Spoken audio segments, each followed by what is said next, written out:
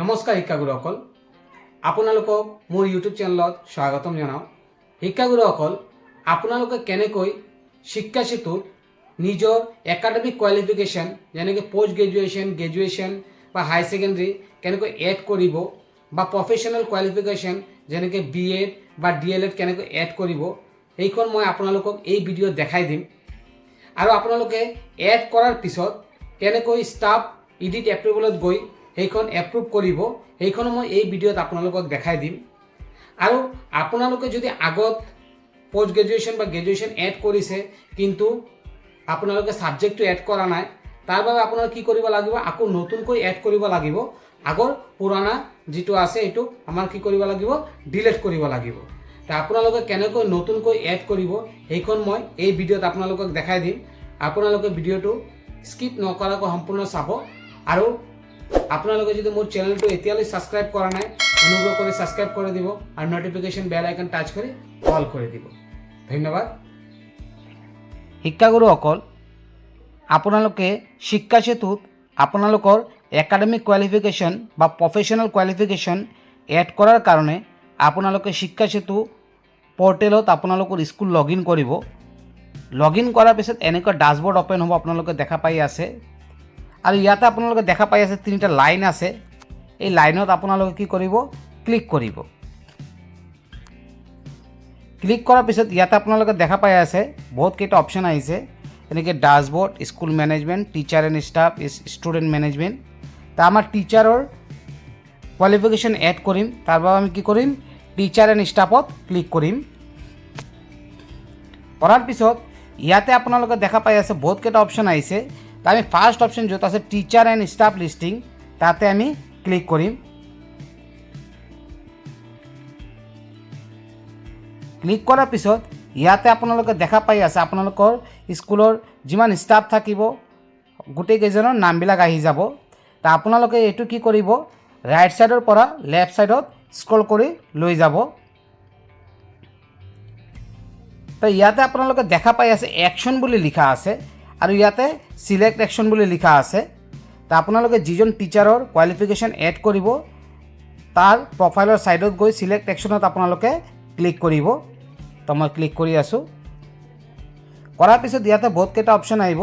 তো আমাৰ যিহেতু কোৱালিফিকেশ্যন এড কৰিম তাৰ বাবে আমি কি কৰিম, এডিটত ক্লিক কৰিম। আৰু আমি আমাৰ যদি প্ৰফাইলটো দেখিব বিচাৰোঁ তেনেহ'লে আমি ভিউত ক্লিক কৰি গোটেই প্ৰফাইলটো দেখিব পাৰিম। তা এড কৰিম যিহেতু এডিটত ক্লিক কৰি আছোঁ। এডিটত ক্লিক কৰাৰ পিছত এনেকুৱা পেজ অ'পেন হ'ব, আপোনালোকে দেখা পাই আছে।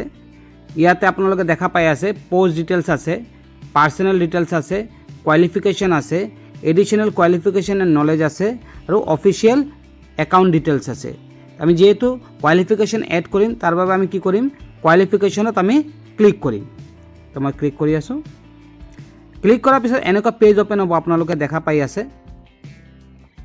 য'ত আমাৰ ইয়াতে আছে একাডেমিক কোৱালিফিকেশ্যন ফাৰ্ষ্ট, ছেকেণ্ড আছে প্ৰফেশ্যনেল কোৱালিফিকেশ্যন। যদি আমি গ্ৰেজুৱেশ্যন বা পোষ্ট গ্ৰেজুৱেশ্যন এড কৰোঁ তেনেহ'লে আমাৰ একাডেমিক কোৱালিফিকেশ্যনত ইয়াতে এডত ক্লিক কৰিব লাগিব। যদি আমি BEd বা DLEd এড কৰোঁ তেনেহ'লে আমাৰ কি কৰিব লাগিব, প্ৰফেশ্যনেল কোৱালিফিকেশ্যনত ইয়াতে এড বুলি লিখা আছে, আমাৰ তাতে ক্লিক কৰিব লাগিব। যদি কিবা ট্ৰেইনিঙৰ কোৱালিফিকেশ্যন আমি এড কৰোঁ তেনেহ'লে আমাৰ ইয়াতে ট্ৰেইনিং বুলি লিখা আছে আৰু ছাইডত এড বুলি লিখা আছে, তাতে ক্লিক কৰিম। আমাৰ যিহেতু পোষ্ট গ্ৰেজুৱেশ্যন এড কৰিম সেইকাৰণে আমি কি কৰিম, ইয়াতে এড বুলি লিখা আছে একাডেমিক কোৱালিফিকেশ্যনৰ লগত আমি তাতে ক্লিক কৰিম। তো মই ক্লিক কৰি আছোঁ। ক্লিক কৰাৰ লগে লগে এনেকুৱা আহিব য'ত আমাৰ এই ডিটেইলছবিলাক এড কৰিব লাগিব। যেনেকৈ ফাৰ্ষ্ট আছে একাডেমিক কোৱালিফিকেশ্যন, ছেকেণ্ড আছে মিডিয়াম অফ ইনষ্ট্ৰাকশ্যন, থাৰ্ড আছে মোড অফ এডুকেশ্যন, ফ'ৰ্থ আছে board, school college institution, year of passing, total mark, mark obtained, percentage আৰু CGPA। তো আমি কি কৰিম, ফাৰ্ষ্ট একাডেমিক কোৱালিফিকেশ্যন ইয়াতে চিলেক্ট বুলি লিখা আছে, চিলেক্টত ক্লিক কৰি চিলেক্ট কৰি ল'ম। যেনেকৈ ইয়াতে আপোনালোকে দেখা পাই আছে বহুতকেইটা অপশ্যন আহিছে, যেনেকৈ below' secondary, graduation, higher secondary, post graduation. তো আমি পোষ্ট গ্ৰেজুৱেশ্যনত ক্লিক কৰিম। ক্লিক কৰাৰ পিছত ইয়াতে আছে মিডিয়াম অফ ইনষ্ট্ৰাকশ্যন, তাৰ ছাইডত যিটো চিলেক্ট আছে তাতে ক্লিক কৰিম। কৰাৰ পিছত ইয়াতে গোটেই মিডিয়ামবিলাক আহি যাব, আপোনালোকে নিজে নিজে চিলেক্ট কৰি ল'ব। তো মই সিলেক্ট কৰিলোঁ। কৰাৰ পিছত মোড অফ এডুকেশ্যন ইয়াতে সিলেক্ট আছে, ইয়াতে আমি ক্লিক কৰিম। ক্লিক কৰাৰ পিছত ইয়াতে আপোনালোকে দেখা পাই আছে ৰেগুলাৰ বুলি লিখা আছে আৰু ডিষ্টেঞ্চ বুলি লিখা আছে। যদি আপোনালোকে ৰেগুলাৰত পোষ্ট গ্ৰেজুৱেশ্যন কৰে ৰেগুলাৰ সিলেক্ট কৰিব, যদি ডিষ্টেঞ্চত কৰে তেনেহ'লে ডিষ্টেঞ্চ সিলেক্ট কৰিব। তো মই সিলেক্ট কৰিলোঁ। ডিষ্টেঞ্চ সিলেক্ট কৰাৰ পিছত ইয়াত আমাৰ বোৰ্ড বা ইউনিভাৰ্চিটিৰ নাম লিখিব লাগিব। যেনেকৈ মই লিখি আছোঁ,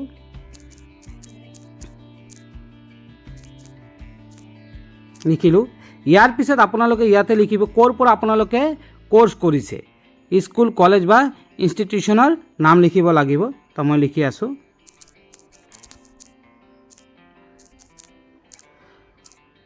লিখাৰ পিছত এতিয়া আমাৰ ইয়াতে আপোনালোকে দেখা পাই আছে সিলেক্ট সাবজেক্ট বুলি আছে, আমাৰ সাবজেক্ট সিলেক্ট কৰিব লাগিব। তো মই সিলেক্টত ক্লিক কৰিলোঁ। ইয়াতে আপোনালোকে সাৰ্চ কৰি ল'ব পাৰিব আপোনালোকৰ সাবজেক্ট বা বিচাৰি উলিয়াব পাৰিব ইয়াৰ পৰা। যেনেকৈ মই দেখাই আছোঁ, যদি আপোনালোকে পলিটিকেল ছায়েন্স হয় ইয়াতে পলিটিকেল ছায়েন্স সাৰ্চ কৰিলে আপোনালোকে আহি যাব। তো মই এতিয়া সাবজেক্টটো সিলেক্ট কৰিলোঁ। কৰাৰ পিছত ইয়াতে লিখা আছে ইয়াৰ অফ পাছিং, কেতিয়া আপোনালোকে পাছ কৰিছে এইটো আপোনালোকে সিলেক্ট কৰিব। এইখন আপোনালোকে ইয়াতে সাৰ্চ কৰি ল'ব পাৰিব। তাৰপিছত আছে টোটেল মাৰ্ক, মানে আপোনালোকৰ টোটেল কিমান মাৰ্কত এক্সাম হৈছে এইখন আপোনালোকে ইয়াতে ফিল আপ কৰি দিব। মই ফিল আপ কৰি দিলোঁ। ইয়াৰ পিছত আছে মাৰ্ক অবটেইন, মানে আপোনালোকে কিমান পাইছে এইখন আপোনালোকে ইয়াতে ফিল আপ কৰি দিব। তো মই ফিল আপ কৰি দি আছোঁ। এই মাৰ্ক ফিল আপ কৰাৰ লগে লগে ইয়াতে আপোনালোকে দেখা পাব পাৰ্চেণ্টেজ অট'মেটিক আহি যাব। ইয়াৰ পিছত আপোনালোকে ইয়াতে দেখা পাই আছে CGPA বুলি লিখা আছে, অৰ্থাৎ আমাৰ মাৰ্কৰ যিটো পইণ্ট আছে এইটো আমাৰ ইয়াতে ফিল আপ কৰিব লাগিব। যদি আপোনালোকে এইটো জানে বা পাৰ্চেণ্টেজৰ পৰা উলিয়াব পাৰে তেনেহ'লে আপোনালোকে ফিল আপ কৰি দিব, নহ'লে নিদিলেও একো নাই। তো মই দি আছোঁ। এইবিলাক ডাটা ফিল আপ কৰাৰ পিছত এতিয়া আপোনালোকে দেখা পাই আছে ইয়াতে সেভ বুলি লিখা আছে। তো মই সেভত ক্লিক কৰি আছোঁ। সেভত ক্লিক কৰাৰ পিছত আপোনালোকে ইয়াতে দেখা পাই আছে পোষ্ট গ্ৰেজুৱেশ্যন আহি গ'ল, গোটেই ডিটেইলছবিলাক আহি গ'ল, আমাৰ পাৰ্চেণ্টেজো আহি যাব। এতিয়া আমাৰ কি কৰিব লাগিব, ইয়াতে তলত দেখা পাই আছে আপোনালোকে নেক্সট বুলি লিখা আছে, আমাৰ নেক্সটত ক্লিক কৰিব লাগিব। যদি আপোনালোকে নেক্সটত ক্লিক নকৰে তেনেহ'লে এইটো অট'মেটিক যাবগৈ, আপোনালোকে এপ্ৰুভ কৰিব নোৱাৰিব। এতিয়া মই আপোনালোকক নেক্সটত ক্লিক কৰি এইখন আপোনালোকে কেনেকৈ এপ্ৰুভ কৰিব সেইখন মই দেখাই দিম। যদি আপোনালোকে এপ্ৰুভ নকৰে এইখন শ্ব' নকৰিব। আৰু আপোনালোকে যদি ডিলিট কৰিব বিচাৰে ইয়াতে ডিলিটৰ অপশ্যন আছে, আপোনালোকে দেখা পাই আছে, ডিলিটো কৰিব পাৰিব। তো মই এপ্ৰুভ কৰাৰ কাৰণে কি কৰিম, এতিয়া নেক্সটত ক্লিক কৰিম। নেক্সটত ক্লিক কৰিলে কি হ'ব, আমাৰ এই কোৱালিফিকেশ্যন আপডেট হৈ ষ্টাফ এডিট এপ্ৰুভেলত যাবগৈ, য'ত গৈ আমি এপ্ৰুভ কৰিব পাৰিম। তো মই নেক্সটত ক্লিক কৰি আছোঁ। কৰি আকৌ নেক্সটত ক্লিক কৰিলোঁ। কৰি ইয়াতে আপডেট বুলি লিখা আছে দেখা পাই আছে, আপডেটত ক্লিক কৰি দিলোঁ। এতিয়া আমাৰ কোৱালিফিকেশ্যন কি হ'ল, আপডেট হৈ গ'ল। এতিয়া আমাৰ কি কৰিব লাগিব, ষ্টাফ এডিট এপ্ৰুভ কৰিব লাগিব। যিহেতু আমি এডিট কৰিছোঁ আমাৰ প্ৰফাইলটো, তো তাৰ বাবে আমি কি কৰিম, আকৌ এই তিনিটা লাইনত ক্লিক কৰিম। ক্লিক কৰাৰ পিছত আকৌ এনেকৈ আহিব, যেনেকৈ dashboard, school management, teacher and staff. আমি কি কৰিম, টিচাৰ এণ্ড ষ্টাফত আকৌ ক্লিক কৰিম। ক্লিক কৰাৰ পিছত তলৰ ফালে আপোনালোকে দেখা পাব ইয়াতে ষ্টাফ এডিট এপ্ৰুভেলছ বুলি লিখা আছে। তো আমাৰ কি কৰিব লাগিব, ষ্টাফ এডিট এপ্ৰুভেলছত ক্লিক কৰিব লাগিব। তো মই ক্লিক কৰিলোঁ। ক্লিক কৰাৰ পিছত এতিয়া আপোনালোকে দেখা পাই আছে ইয়াতে ষ্টাফ নাম আহি যাব, এডিট ডেট আহি যাব আৰু কোৱালিফিকেশ্যন আহি যাব।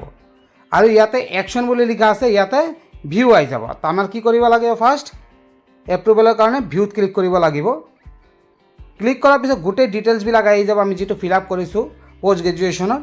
আৰু ইয়াতে আপোনালোকে দেখা পাই আছে তলত ৰিজেক্ট বুলি লিখা আছে আৰু এপ্ৰুভ বুলি লিখা আছে। তো আমি কি কৰিম, এপ্ৰুভত ক্লিক কৰিম। ক্লিক কৰাৰ পিছত ইয়াতে লিখা আহিব are you sure you want to approve edit staff details. তো আমি কি কৰিম, এপ্ৰুভত আকৌ ক্লিক কৰি দিম। এতিয়া আমাৰ কি হ'ল, ইয়াতে দেখা পাই আছে আমাৰ যিখন ডাটা আছে আমি এড কৰিছোঁ 30 মিনিটছৰ ভিতৰত আমাৰ কি হ'ব, আপডেট হৈ যাব। আপডেট হোৱাৰ পিছত আপোনালোকে আকৌ ষ্টাফ লিষ্টিঙত গৈ, টিচাৰ লিষ্টিঙত গৈ, ভিউত গৈ আপোনালোকে গোটেই ডিটেইলছবিলাক ইয়াতে গৈ চেক কৰিব পাৰিব যে আপোনালোকৰ কোৱালিফিকেশ্যন এড হৈছে কি হোৱা নাই। এতিয়া মই এইখন প্ৰফাইল আপোনালোকক চেক কৰি দেখাম যে যি ছাবজেক্ট এড কৰিছোঁ বা কোৱালিফিকেশ্যন এড কৰিছোঁ এইখন এড হৈছে কি হোৱা নাই। তাৰ বাবে আমি কি কৰিম, টিচাৰ এণ্ড ষ্টাফত ক্লিক কৰিম। ক্লিক কৰাৰ পিছত ইয়াতে আহিব টিচাৰ এণ্ড ষ্টাফ লিষ্টিং, তাতে আমি আকৌ ক্লিক কৰিম। ক্লিক কৰাৰ পিছত এতিয়া যিজন টিচাৰৰ আমি কোৱালিফিকেশ্যন এড কৰিম তাৰ প্ৰফাইলত ইয়াতে চিলেক্ট একশ্যনত গৈ আমি ক্লিক কৰিম। তো মই ক্লিক কৰি আছোঁ। ক্লিক কৰাৰ পিছত ইয়াতে আমাৰ ভিউ বুলি লিখা আছে, আমি কি কৰিম, ভিউত ক্লিক কৰিম। ভিউত ক্লিক কৰাৰ পিছত এনেকুৱা আহি যাব পোষ্ট ডিটেইলছ। এতিয়া আমি কোৱালিফিকেশ্যন ডিটেইলছটো চেক কৰিম, তাৰ বাবে আমি কি কৰিম, কোৱালিফিকেশ্যনত ক্লিক কৰিম। এতিয়া আপোনালোকে দেখা পাই আছে আগত ইয়াতে গ্ৰেজুৱেশ্যন বুলি অনলি আছিলে, এতিয়া পোষ্ট গ্ৰেজুৱেশ্যন ইয়াতে আমাৰ এড হৈ গৈছে। তো এইদৰে আপোনালোকে এড কৰিব পাৰিব। আৰু যদি ইয়াতে আপডেট নহয় লগে লগে তেনেহ'লে আপোনালোকে 30 মিনিটছ ৱেইট কৰিব, অট'মেটিক এইখন আপডেট হৈ যাব। কিন্তু আমাৰ এপ্ৰুভেল কৰিব লাগিব, এপ্ৰুভেল কৰাৰ 30 মিনিট পিছতে এইটো আপডেট হৈ যাব। তো শিক্ষাগুৰুসকল এইদৰে আপোনালোকৰ নিজৰ প্ৰফেশ্যনেল কোৱালিফিকেশ্যন বা একাডেমিক কোৱালিফিকেশ্যন এড কৰিব পাৰিব আৰু এপ্ৰুভ কৰিব পাৰিব। তো ধন্যবাদ শিক্ষাগুৰুসকল। আৰু আপোনালোকে যদি মোৰ চেনেলটো এতিয়ালৈ ছাবস্ক্ৰাইব কৰা নাই, অনুগ্ৰহ কৰি ছাবস্ক্ৰাইব কৰি দিব আৰু ন'টিফিকেশ্যন বেল আইকন টাচ কৰি অল কৰি দিব। ধন্যবাদ।